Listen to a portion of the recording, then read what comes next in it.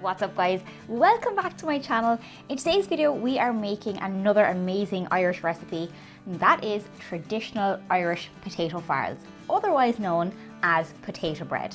If you liked today's video, don't forget to give it a big thumbs up. Also, don't forget to hit subscribe and let me know in the comment section down below if you try this recipe. So today you will need 500 grams of potatoes. Any type of potatoes will do the trick. You can even use leftover mashed potatoes, which is the way that people would have traditionally made this dish. 300 grams of plain white flour, and to that you'll see that I've added a tablespoon or 15 grams of bicarbonate of soda, also known as baking soda. 50 grams of butter, a teaspoon of pepper and a teaspoon of salt. And lastly, 40 milliliters of buttermilk. If you can't get your hands on buttermilk, take a look at the instructions in the description box for how you can make your own. First up, and as simple as can be, go ahead and peel your potatoes. As always, I peel into a separate container so that I can compost the peelings. Pop the potatoes into a heavy base saucepan and go ahead and cover the potatoes with cold water, just enough so that the water comes to the top of the potatoes. Place your pan on the hob on a high heat. We want to get these boiling. And although there is no major science to creating great boiled potatoes for mashing, a nice trick is to take a fork, pierce the potato. If the fork doesn't get stuck in the potato, you know that they're ready. This could take anywhere from 7 to 15 minutes, depending on the size of your potatoes. If you find that your potatoes were quite large to start with, cutting them in quarters, making sure they're evenly sized is always a great idea. Now we're going to simply add our 50 grams of butter into our hot potatoes that have been drained and start mashing. You can use a hand blender for this, a potato masher, or just like me, fire away with the fork. Mash until the butter is really nicely combined and until there are no hard lumps. At this point, add your salt and pepper, and then go ahead and sieve in about half of your flour plus your baking soda.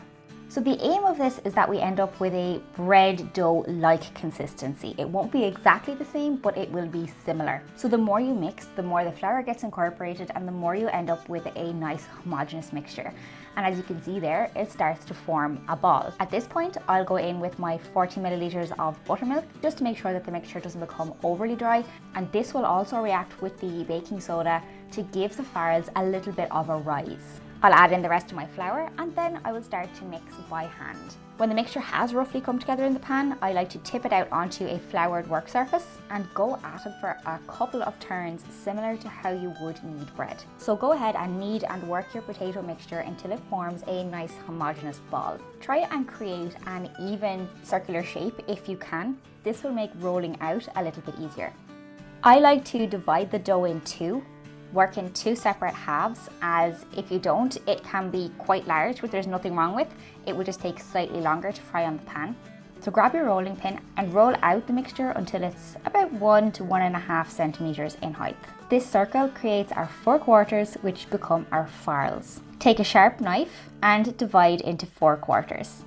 And that's it, your mixture is ready to fry. I've gone ahead here and heated up the lid of a Dutch oven on high heat. Any type of frying pan, any type of pan will do the trick here. And I've added in a good dollop of butter. Don't be shy with the butter on this recipe. Make sure the butter coats the pan nice and evenly, and drop in the 4 quarters of your farl. Start your timer. We're going to fry these for 3 minutes on either side. You can leave your heat on high and reduce as necessary. I think this depends on everybody's individual hobs. If you feel like the farls are starting to burn, then take them off the hob and turn down the heat. The actual frying itself is quite intuitive. You'll know very quickly if they're starting to burn. And flipping them over after the 3 minutes can be a bit tricky, so try and be careful. Remove from your pan and serve immediately. Look how incredible that color is. Golden, crispy and fried. It's honestly, I wish there was smell-o-vision because it is to die for. Beautiful, amazing, traditional Irish potato farls made with just a handful of simple, basic ingredients. I think you will be absolutely blown away by how amazing these taste, even though they are so simple. And that is it, everybody. I really hope you enjoy the recipe. I hope that you try it for yourself, and if you do, please let me know in the comment section down below. how the recipe went for you, what tweaks did you make. And if you liked the video, don't forget to give it a big thumbs up, and don't forget to hit subscribe for more zero waste and baking focused videos. And I look forward to seeing you really soon. Bye!